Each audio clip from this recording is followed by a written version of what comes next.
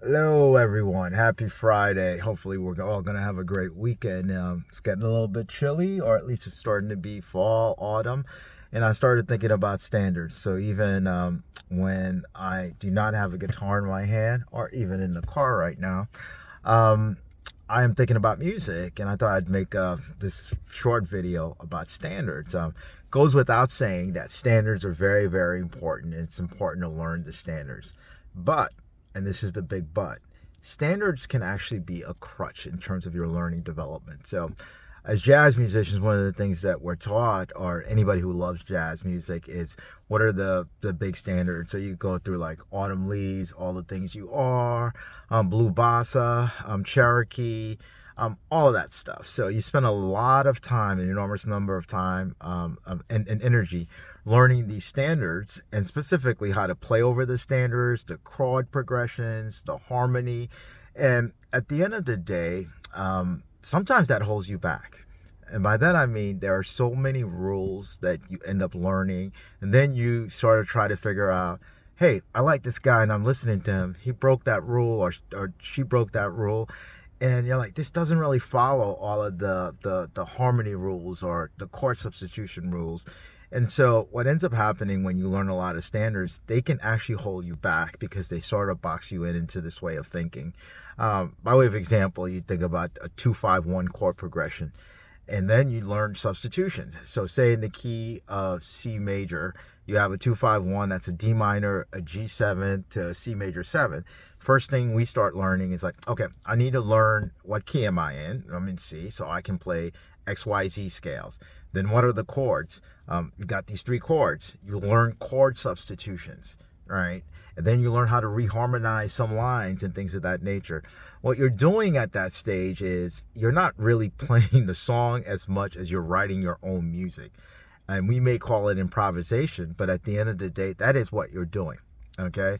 And because of the rules, we're all learning the same rules.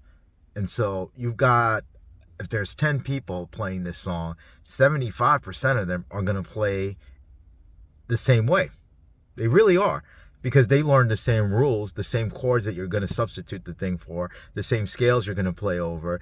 And, what starts separating them from each other is their feel, their touch, the silence. There are guitarists like, the reason I love Bill Frisell is he plays a standard totally different than anybody else. He's not all over the place. He knows the use of space and things of that nature.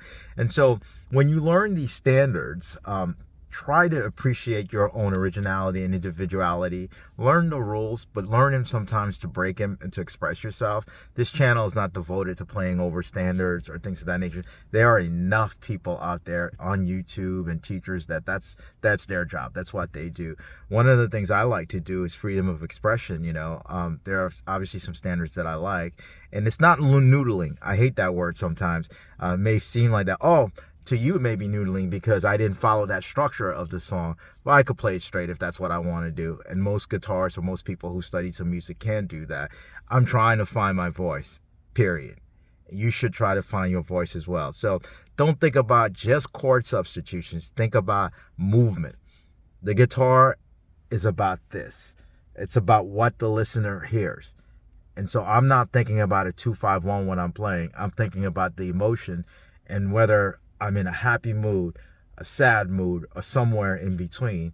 And what are the colors and textures? And not to be metaphysical about this, that's going to make the song, at least the way I'm feeling, very, very expressive. And the guitarists, the horn players that do this well do a great job of it. And those are the people I want to listen to. So, yes, learn the standards, learn how to play the melody lines, learn how to reharmonize, learn all of that. I'm not trying to tell you not to do that, but at the end of the day, learn them so you can kind of break the rules a little bit and express yourself. Because, and when I say express yourself, don't move so far straight from it that you lose track of the melody line.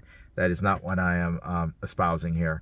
And really, just be careful, because just learning everything that you're taught, whether it's watching this channel or some other channels, you got to be your own person. You got to bring your own flavor to the game. All right, then. So be careful of standards. They can hold you back, but they can be wonderful, wonderful tools at the end of the day. Have a great weekend. Bye now.